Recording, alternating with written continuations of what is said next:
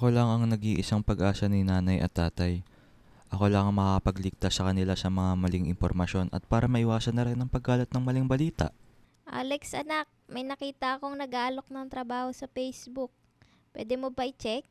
Kailangan ko kasi ng pagkakakitaan. Malapit na bayaran mo sa school. Nay, ako na po bahala. Saka scholar naman po ako.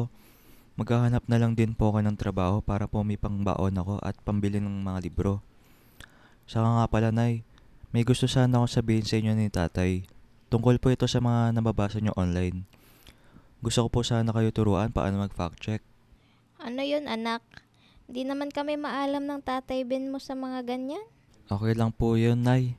Pagtsatsagaan ko po kayo turuan para po hindi na kayo maloko sa mga post sa Facebook. Ganun ba anak? Sige, salamat naman at sa dami ng ginagawa mo gusto mo pa rin kaming turuan. Sige, paano ba yan? Ako na bala magturo sa tatay mo, nasa trabaho pa yun ngayon eh. Sige po, Nay. Magsisimula po tayo sa pagtitingin ng post sa Facebook. Ganito lang po yan. Una po, basahin nyo po muna ng mabuti.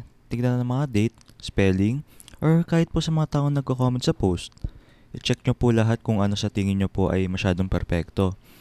Maari po kasi lahat ng sinasabi sa internet or Facebook ay puro pampabango para po mapaniwala ang mga nagbabasa. Kung about po sa barangay natin o pamahalaan, pwede po kayo tumingin sa mga official website.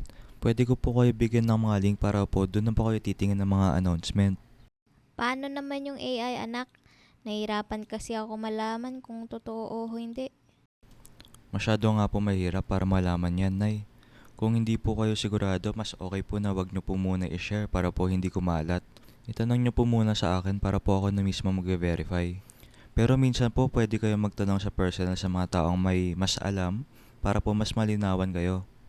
Ganun pala dapat anak. Ngayon alam ko na mas importante talaga magbusisi muna bago maniwala sa mga nakikita online. Oo nga po, Nay eh. Kaya po mas maigi po talaga na malaman nyo ang pag-fact check. Mas malaki po ang chance na hindi na kayo malaloko. At mapoprotektuhan pa po kayo sa mga gustong manglamang na tao. Hindi na rin po kayo magiging source ng ibang maling impormasyon. Salamat anak. Agad ko yan sasabihin sa tatay mo. Isa din kasi yung mahilig maniwala sa mga GC-GC nila eh. Ngayon alam ko na, hindi na basta-basta malaloko si nanay at tatay. Dahil ngayon may mas alam na sila at responsable na sila sa mga napapanood na nababasa nila. Sana marami pa akong katulad ko na makapagbigay ng kaalaman sa pag-fact check para mabawasan na rin ng mga nabibiktima ng scam o fake news.